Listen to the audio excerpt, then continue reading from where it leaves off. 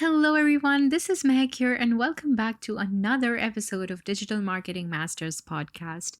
Today, Matt is joined once again by Ben Albert, host of Real Business Connections and founder of the GrowGetters community. And you know what? Ben's first episode with us, called Ben Albert's Strategy for Growth, became one of the most listened to conversations on the show. And I think this one shows exactly why. There is something really easy and honest about the way Matt and Ben think together. It doesn't feel like a scripted or technical marketing conversation. It honestly feels like two people thinking out loud and trying to make sense of where business, relationships, and AI are all heading. And that's really the heart of this episode. So let's dive right into it. Welcome, everyone, to the Digital Marketing Masters podcast with your hosts, Matt Rouse and Mayhek Anam. And now, it's time to put your hands together for the Rochester Roller, the legend of New York State, the man who put the Ben in benefits, the original Grow-Getter, Ben Albert! Ben Albert! Ben Albert! And now, on with the show. My guest today is Ben Albert. Ben, how you doing? Good, Matt. Good to see you again. It's good to see you. You're a second time on the show. Also, I think it's good to note that Ben has the second most popular episode ever on our show. True. That is true. It's been listening Can I give to. myself a round of applause? That's right. Yeah. Thousands of people listen to that show. Interesting. And you know what's kind of funny is I don't know if it's the title of it or what, but it was way off the chart compared to most of the other episodes. What do you remember the title? The title was Ben Albert's Strategy for Growth, episode 253. So this needs to be called Ben Albert's Strategy for Growth 2. Ben Albert's Strategy for Growth in the Age of AI. We talked last time about kind of growing communities, how you got started with your podcast, your local podcast in Rochester. And so you were talking about how serving the local community is really how you got started. And you still have the GrowGetters community, which I go to. We were just meeting with the group earlier today. I think serving communities in the age of AI that we're in now is changing. And I wanted to get your opinion on how you think serving our communities and our customers is changing. Yeah. And I'm not anti-AI. I love it. Like you and I were just talking about, I'm putting all my medical records into it. I write posts with it. Make music with it. Love AI.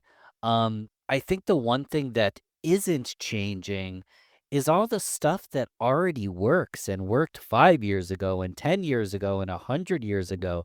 It's building community. It's building a tribe. It's surveying the community and serving their needs. Again, pre-show, I was talking about contractors. It's such a great example. If you're a roofer, maybe we're going to get to a point where, the AI robots can build roofs, but currently we're not there. We don't have the robots doing home remodels quite just yet. You can tell me if we're probably a lot closer than I even think. But it's that local roofer that everyone trusts that we welcome them in their home. They get their hands dirty. They service the community. They do something that works and has always worked. And at the end of the day, like building relationships, adding value, like actually serving is the key. You want to deliver service for people. And AI, I know, podcasting is an example. It can level audio. It can write show notes. It can create clips. It can write the copy for the clips. Where is the human involved? I think we want to find a partnership there because you still want to come in a place of service. I'll give you one small example and we'll pause here. When an episode goes live, I text my guest. Yeah, there's an automated chain that goes out, but I text them and I start a conversation because where we started with this rant here is what worked 10 years ago still works in the age of AI. It's building relationships. It's doing work from a place of service, solving a problem, and building community around that, building friendship, building peer to peer support, so on and so forth. And as your podcast shows, AI just makes doing that kind of stuff that much easier.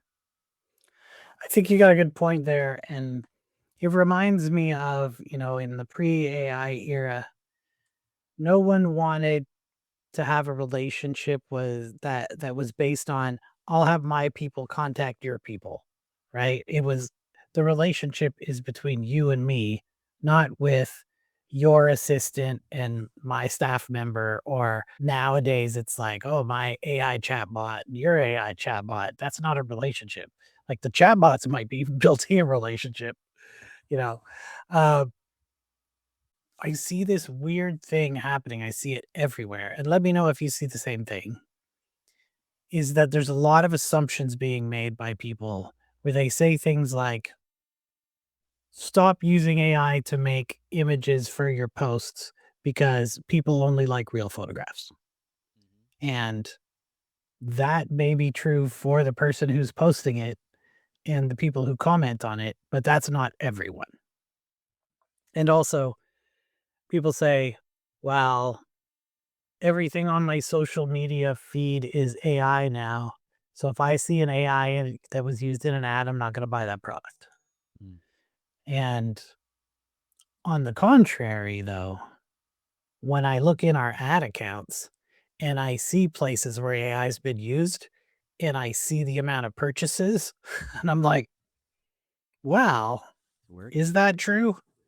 Um, so I think that there's definitely a place to build community and a place to build trust, but I think we also have to make sure we're not making untested assumptions.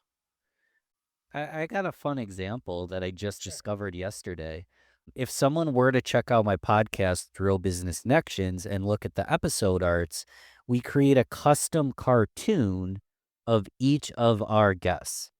And this has been going on since I think I started doing the custom cartoons in early 2021. So 5 years of it. And I have AI took their job, spoiler alert. I have a cartoonist that would actually take a headshot and turn it into a custom sketched cartoon that we would use for these episode arts. And way back in the day, like we did I did a campaign for charity and like sold those cartoons and people bought them for their family. I've done it for every single episode for years now. It's become part of the brand. And I've been thinking about it more and more, like, do I wanna still do the cartoons still? Because what once used to be people would update their Facebook profile picture with these cartoons, they'd be thankful, I'd put them as a gift in my emails, people would be excited. No one responds anymore. Maybe I'm not, like, promoting it well, but no one seems to care about the custom cartoon anymore, and I haven't actually asked anyone this. I guess I should probably do some, surveying to better understand. I think that when a guest receives their custom cartoon, they just assume it was done by AI. They don't necessarily know that an artist went and like custom drew the headshot, which is okay. It's just like good content, like a custom cartoon, can be done in seconds. So, guess what I did? I took 20 of these cartoons, I uploaded them, and then as a test, I uploaded a photo, a headshot of me, and it did a better job than my artist in 5 seconds once it understood what I was looking for. So instead of scratching the idea, I like that it's still part of my brand, but maybe I don't lean into it as this special added perk. It's just something easy peasy that the AI could do in seconds now. Okay, so what I find fascinating about Ben's cartoon story is that nothing about the cartoon itself changed. It might actually be better now, but the meaning of it changed completely because I think the meaning was never really just in the image. It was in the fact that someone sat down, looked at your face, and drew you. And once people know that anyone can get the same thing in like 5 seconds for free, the emotional weight just disappears. And I think that's the part about AI that doesn't get talked about enough. It's heartbreaking because it doesn't just change what things cost, it actually changes what things mean. Yeah, I think when something becomes commoditized, like image generation, it's really hard to sell people on the idea, even if it's free, to sell people that this has value at that point. If you have something that is, so easy to get anywhere, it's so available that it's even lower than a commodity. Like there's almost no cost to it whatsoever. It's probably pennies, if that. Then the value of that thing is pennies, right? If it had to be drawn in hand by a person and they thought, well, that's probably costs $20, $50, whatever, then that was the value of that thing at the time. And that's probably why people don't care about it now.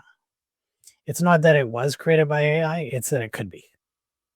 It's we've seen it before. It's no longer standing out. But one thing that's on the line, this is something that I think can make it novel. Is, for example, we're recording this on a Tuesday. You've got your Taco Tuesday shirt.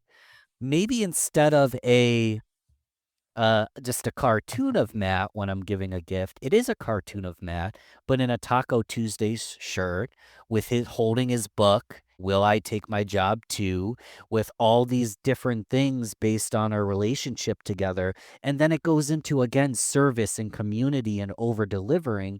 Yes, an AI made this image, but it's my thought to prompt it with chickens and a Taco Tuesday shirt and the book to bring Matt to the scenario instead of just a quick little image. It's a whole banner. That I think I just discovered this on this podcast, Matt. That's what I'm going to do for my guests going forward. Create something, a piece of art, something unique. Right. And yeah, it's AI, but it's the thought that counted more than anything. The other thing that you could think about is potentially having an artist sketch it and like physically mail them the sketch, right? Because a physical object has a lot more value now because the AI can't draw it, right? It could make it look like a sketch and then you could print it, but that's not the same as like a pencil drawing because up close you can tell something has been drawn with a pencil versus being printed on a printer. Okay, there's something really interesting happening in this conversation in real time. Ben literally figured out a new strategy for a show while they were recording. And that's the thing about having genuine conversations with people whose brains work differently from yours. The physical object point Matt raised is also worth sitting with.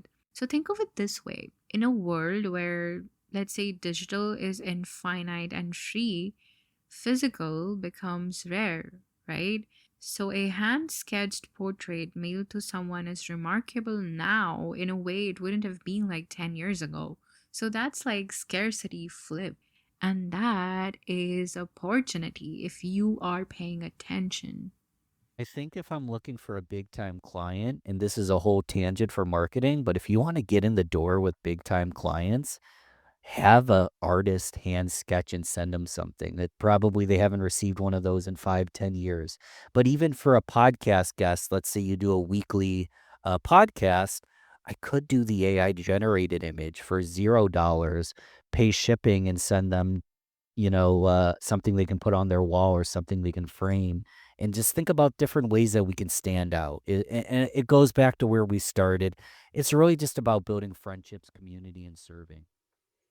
I think the idea of kind of the marketing term of gifting um, has huge value. I mean, that is essentially our referral plan for our clients is we give them thoughtful gifts, physical gifts, um, and we stay in contact with them. Obviously, we can't afford to give every client that we have a physical gift, but the ones who keep the lights on, they're the ones that we're sending things to. And I remember our client that we still have now, but they're in Texas, and the owner was buying a new house, I think it was. He was talking about getting a barbecue for his new house. And so we sent him a book on how to make different kinds of barbecue sauces and a barbecue apron that had a big map of Texas on it and like a bunch of new set of barbecue tools. So we're listening to him telling us about stuff that has nothing to do with his business, getting the idea, and then sending them that stuff. And he opens it up and excited about it. But the other thing that we do is trying to stay top of mind with our clients in a natural, normal, friendship type of way. If something comes across my plate that I think would interest my client, I send it to them. Mm, Like, there's an unsolicited email that says, I saw this article about this thing that I know interests you, will go way farther than you would think. Right. Okay, so this Texas barbecue story is the one that gets me because it has got nothing to do with the client's business, but everything to do with keeping the relationship human. Matt wasn't listening so he could upsell him, he was just listening, and then he acted on it. And also working at Hook Digital Marketing with Matt, I have seen firsthand how much that kind of attention means to clients. It's like the difference between feeling like an account and feeling like someone actually knows you. I think Ben said it the best earlier. It's the stuff that worked 10 years ago. So, a thoughtful gift, or a personal text, or just an article you saw and thought of someone. AI didn't invent any of that, but let's just say that it can help you scale it, but only if you have the intention behind it first. agreed. And I like to text it to him or her. Yeah. Send text. Again, I'm kind of beating a dead horse, but it's stuff that worked 5, 10 years ago. AI just makes it easy that I can whisper flow the text. I don't have to type it, but I'm still Right. sending a one-to-one text. You were talking about tradespeople earlier and having someone come into your home. And I think that there's definitely advances in AI combined with robotics that are going to change the way that tradespeople do their work. Mm, And the roofing example is an excellent one because I actually use that example in my book. And there is a machine that essentially they bolt it on to the top of the roof and you fill it up with shingles and it goes around almost like a 3D printer and it just goes ka-junk, ka-junk, ka-junk, ka-junk, putting the shingles on. yeah. But it takes one person to set it up, manage it, and operate it. So now your team of 4 people could be doing 4 roofs instead of 1 roof, right? It doesn't mean you have to fire 3 people and just have 1 person as a roofer. It just means you can be 4 times as productive as you were before. Mm, Or with some setup and takedown, so let's say 3 times as productive. That's a huge, huge advantage, right? But it doesn't mean that you have any less time to stand around and shoot the shit with the homeowner and shake hands and all that kind of stuff. get a referral, see if they might need gutters, see what else you can serve them. And that's another thing. There are scenarios, for example, the new headset I just purchased. I just bought it. I didn't need to go to Radio Shack to buy that. Do they still have Right. Radio Shacks going under? But something like a roof, that kind of purchase, I still usually, I usually 100%, I think most people are this way. I want to sit down with someone. I want to look at shingle examples. I want to see different colors. I want to get a feel for things.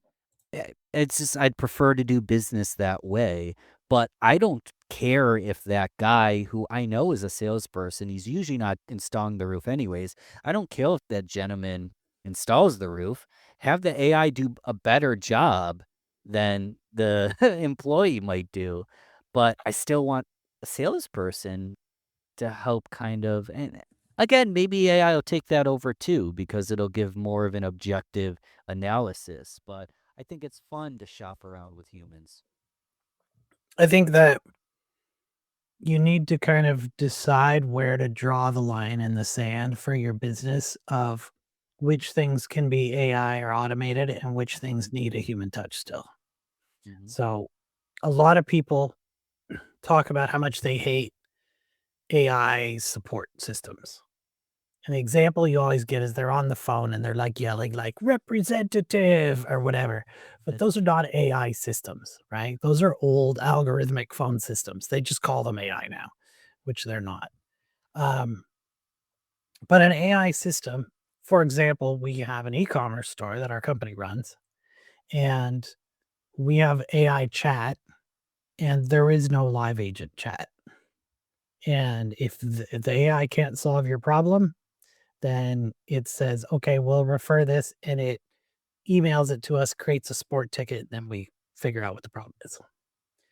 I don't know how many people told us that that would be the worst thing that we could ever do. Like, no one's going to want to work with you anymore, and yada, yada, yada. Everybody told me it's the end of our business, right? But it saved us a ton of time. We've only ever had 3 people that it couldn't solve the problem, that the AI couldn't solve the problem for, and those 3 people, 2 of them had essentially unsolvable problems. Like, why is my stuff not here? Because I typed in the wrong shipping address. The AI can't fix that for you, right? Yeah. Um, but it also has done a whole bunch of stuff like looks up your order, figures out where your shipping is your stuff arriving yet? Which thing should I get? Give me suggestions. What are the top sellers? All of those things it handles. So in that case, the efficiency makes up for it. But if I need medical assistance, I need advice, I need design work, I need whatever, like these types of things, I need like a tradesperson is going to come into my home. I want to have a discussion with a human about that before that happens. So you would draw the line at a different spot. I think the idea of AI like cold outreach is terrible. Mm. Um, it never gets the context right. I mean, some people might be making money with it, but I think that is a short term position where they're just like, well, yeah, my company made a whole bunch of money using AI outreach, but we did also spam 600,000 people to make those 6 sales. And so you pissed off 599,994 people, but you made 6 sales. Clap, clap. That's not building trust. Okay, so this cold outreach point is the one that gets me because I think I see it from both sides at Hook Digital Marketing. The math on it looks fine until you zoom out and look at what it's doing to your brand's reputation in the background. Like 6 sales, 600,000 people who now associate your name with spam. I don't think that's a trade worth making. And Matt's e commerce AI chat example is the useful counterpoint. I think the difference is consent and context. So people expect a chatbot when they're tracking a package. Nobody expects one when they open a personal page in their inbox. I'm overwhelmed with the amount of lead gen AI pitches I get. Mhm. And I understand not everyone wants to sell a product. They have more of a SaaS solution. I get that. But I get pitched for these lead gen AI products all day long. And I'm like, if your system worked that good, why are you reaching out to me randomly? Am I really the hottest lead you can think of? Or am I just, Yeah. but beyond that, why don't you just find a product of your own and use your system for yourself and then make as many sales as just fly to the moon in sales? But I feel like it's not actually working that. It's not, it's because it's automated, right? That's why they're reaching out to me in the first place, because their system doesn't work well. It's, it's like inverse meta, right? It's, we have a system that if you sign up for our system, it'll show you how to make money by doing lead generation for businesses. But all it is an automated system to sell lead generation to people who want to sell automation for lead generation. Like At it's one like point, people selling courses on how to sell courses. no, this is literally where I was going. Like coaches selling courses on how other coaches can sell courses to coaches. Was like that was I called that the Ty Lopez effect. Right. Coaches teach Does younger Ty Lopez. yeah, coaches teach younger coaches how to coach younger coaches, and then you have a 16-year-old life coach making reels from their car. that they're sleeping out of because they're homeless. But Right. that was the peak Tai Lopez effect. But now it's lead generators teaching how to lead generate for other lead generators, and no one's actually getting leads other than each other. Right. And there's someone at the bottom just getting burned. That's how it always ends up. Okay, the Tai Lopez effect applied to AI lead gen. I genuinely did not have that on my bingo card, Ben, but I think you are completely right. Like when the product is the system for selling the system, at some point you have to ask, like, who is getting helped here? And the answer is nobody at the bottom of that chain. It just seems to be recycling upward until someone runs out of money. So, what I'm getting from this conversation so far is that real lead generation means finding real people with real problem you can actually solve. And everything else is just noise wearing an expensive suit. Yeah. It's like a multi-level marketing scam of just lead generation. I think serving an actual community and is more being of service, right? And the community that we serve, though, fairly small. I mean, we're not a huge agency. We don't have tons of clients, but the people we do serve, we go out of our way to ensure that they get the result that they're looking for, right? And I was talking in one of the agency groups that I'm in, like Audrey Kwan's group, which is very good for agencies, by the way, Agency Together. We were talking about our company's kind of communication strategy with clients. We don't have one communication strategy. Each client has their own communication strategy. So I have clients who don't want to hear from us ever unless something's wrong. What they actually want to hear is, we found something wrong and we fixed it. Here's what we fixed. That's what they want. I've got other clients who want to chit chat with us every day, and we don't have time for that. So we have a strategy where, multiple staff members maybe are sending them things. We have reports that we send. We have other stuff that gets sent that's automated. So they're getting something from us all the time. That's what they like. Right. So I think being of service to your community is finding ways to, be be of service to them, help them reach their goals and do the things that they need. And you can use your AI or your automation systems to help you accomplish those goals. You don't have it, you know, it's not the speaker to them. It's kind of your reinforcement. It's like an extra staff person. Mm-hmm. An executive assistant. Right. I think interestingly, a lot of people are finding that the hype cycle promise of using AI in their business was like, just get a chat GPT subscription and it'll like run your whole business. Or get this Claude bot and it'll run your whole business. And I think people are finding that it's a lot more difficult than that. And there's a lot more technical hurdles. There's a lot of, you know, some things are still in the copy and paste world of, chatbots and things. I think that enterprises are struggling to get adoption of AI, and I think the problem is that people are using AI for the wrong parts. They've drawn the line in the sand at the wrong part of the business, you know. So you run a community.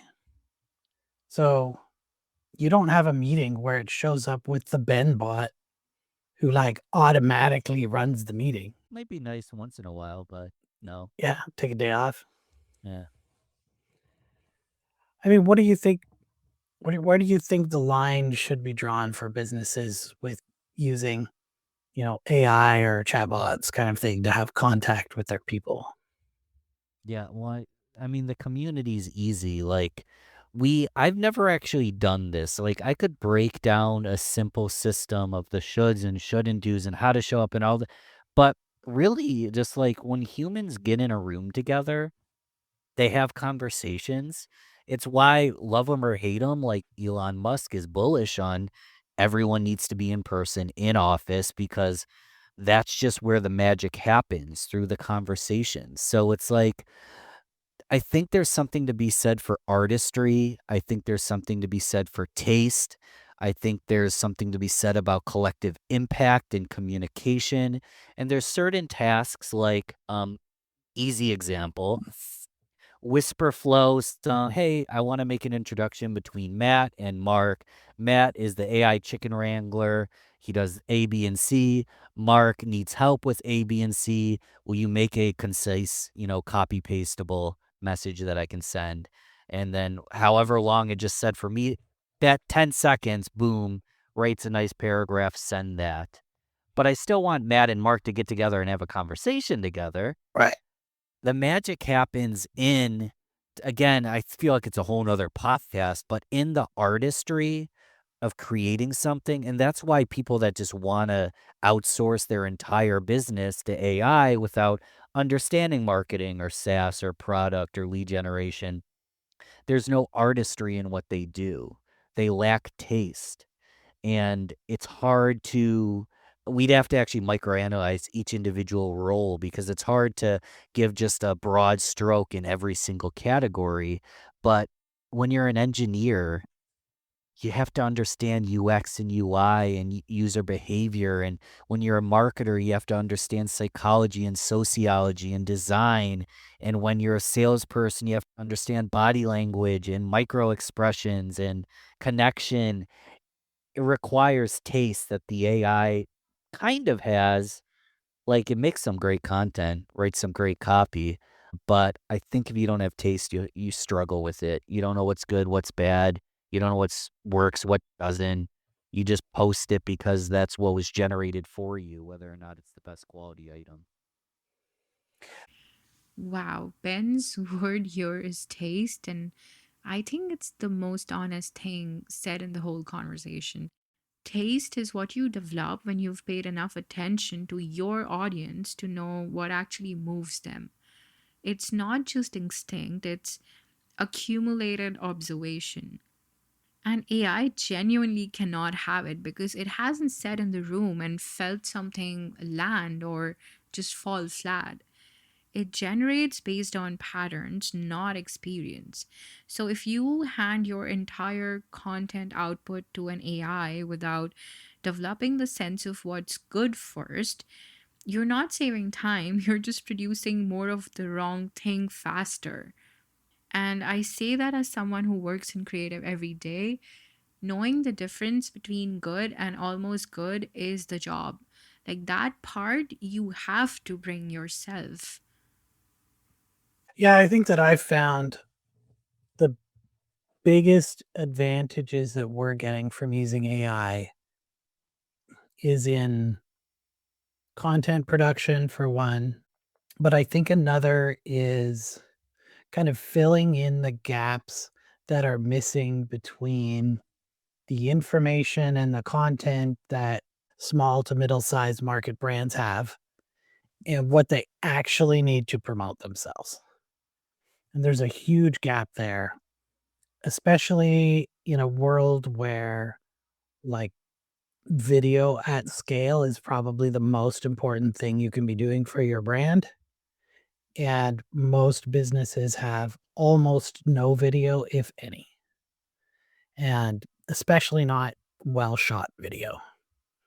So that is something that we use it for a lot. The other side of it is it's definitely, highly improved the amount of code that we could write of quality code. Um, and we have a software developer on staff who's a trained software developer, who's got a degree and all that kind of stuff. So we have someone who can actually, they're not just vibe coding stuff. They're, building proper documentation, building out the stuff, helping it code, and then checking the code, right? So we're building high quality stuff faster than we used to. Um, the other, I think, advantage is not really AI, but people think it's AI, which is automation systems. So automating processes is really important. And automating repeatable tasks that don't require a human input. And there's a lot of those, like sending reports and sending invoices and receipts and all of these kinds of things. Ben, I had another question I wanted to ask you, and this is something that we talked about a little bit kind of before the show, was kind of about the idea of, I think everyone at this point knows about echo chambers within communities. Um, but I think what we're talking about now is that it's so easy to create content with AI, right? You got a few bucks on your credit card, you can start creating videos and images of literally anything. How do we know kind of if we're in an echo chamber within our own community or if there's misinformation in our communities? I think those are probably two big questions. Those are huge questions. The how do we know question is tough to answer because you generally don't realize it when you're in it. And right, I think your YouTube algorithm is a great example.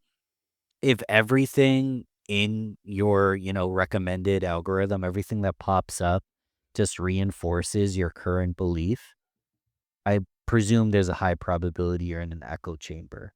Um, we were joking about sovereign citizenship. I'll try not to go on a long rant, but these guys and gals think they're beyond the law, and at traffic stops. I could go on a long rant, but y'all just Google search or YouTube sovereign citizen traffic stop. Right. Always ends the same way.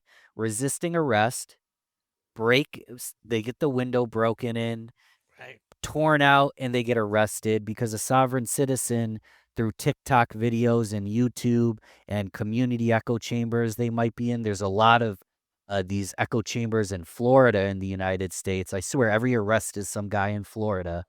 Um, they think that they are beyond the law, and the officer will say, You're driving without a license and you're not registered." And they'll say, "I wasn't driving, I'm traveling.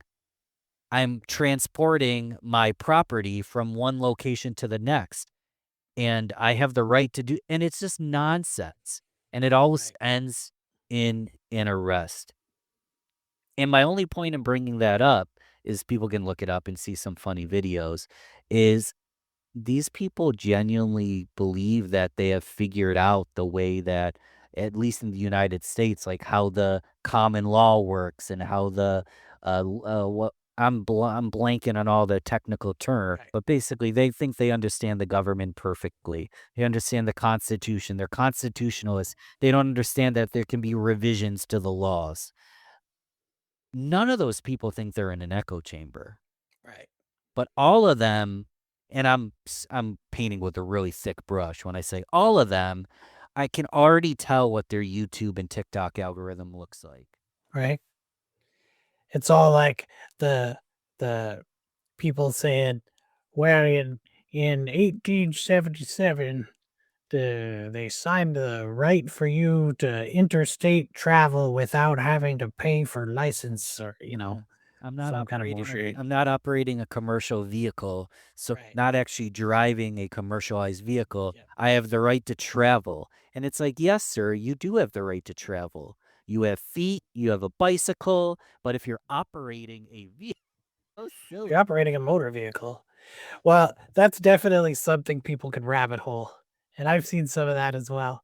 I think one of the things that I found most interesting was actually an older article that I read that was a few years old from the BBC.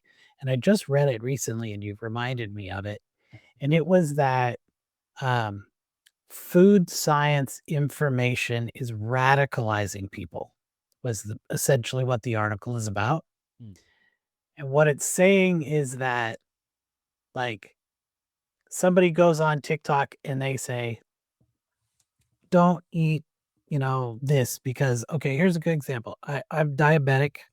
So I drink Coke Zero sometimes because it has caffeine in it and no sugar, right? So on one of these videos, they said that the British version of Coke Zero has one kcal in it. That's 1 kilocalorie. So they're like, oh my gosh, Coke Zero has 1,000 calories. But that's not true. All calories on food products are listed in kilocalories. Mm. They just don't say kcal in Canada or the United States. They only put that on the British version. Oh, okay. So when you get something here that has 3 calories, it has 3 calories, not 3,000 calories. Right. But that video has been watched something like 6 million times. And what it is essentially it's saying that the government is lying to you. Look at the can. And what happens is all of these fake food science videos are number one, they're almost all wrong. And number two, what they're telling you is the food system, your medical people, the FCC, the FDA, all these places, and FDA, not FCC, but the Food and Drug Administration, they're all lying to you. And it radicalizes people against the systems that are there to protect them. Yeah. Right. And I'm not saying in every case, of course, there's always examples of things that may or may not be true, but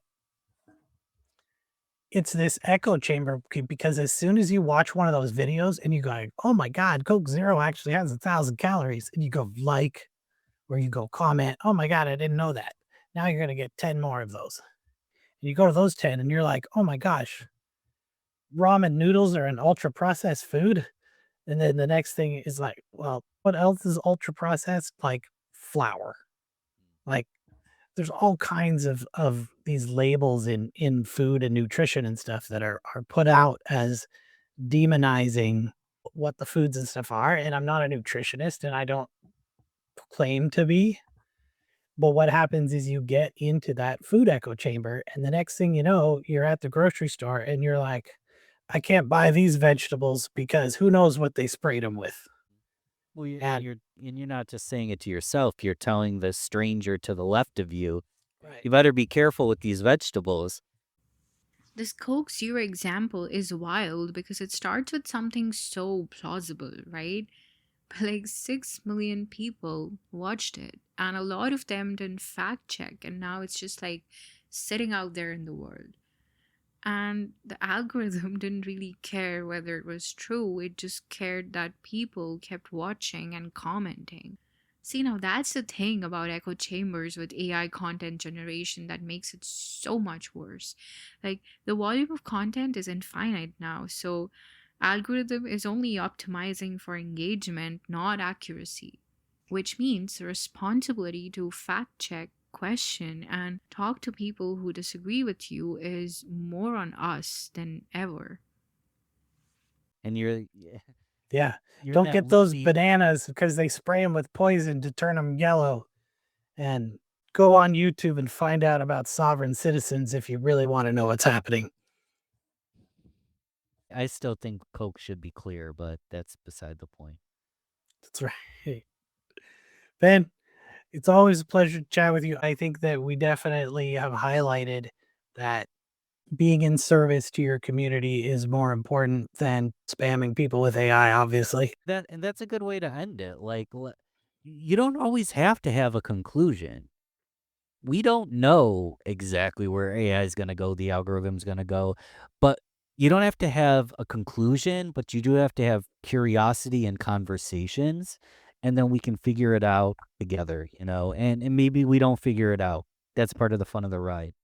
That's right. And I think it's a thought provoking ideas that we've had today. And I think people will have some conversations and go down some rabbit holes. So I really appreciate you being on the show, Ben. Thanks, Matt. Maybe we don't figure it out, and that's the part of the fun, right? See, now that's the most honest thing I've heard in a while, and which is also why I really appreciated this conversation. It just doesn't try to give one final perfect answer on AI, because honestly, I don't think any of us have that yet. But what Matt and Ben do give us is a better way to think about it. AI can help us move faster. It can help us create, automate, organize, and scale. But the part that makes people trust you, which is the care, the timing, the taste, and the intention behind the message, that still has to come from a human being. And maybe that's the real takeaway. The future of marketing isn't about who can use AI the most, it's about who can use it without forgetting the people on the other side. On that note, you can go check out Ben's podcast, Real Business Connections. And if you haven't already, go listen back to his first episode with us. All right, thank you for joining us today. Follow the show for more conversations on marketing, AI, business, and what it means to stay human while everything around us keeps changing.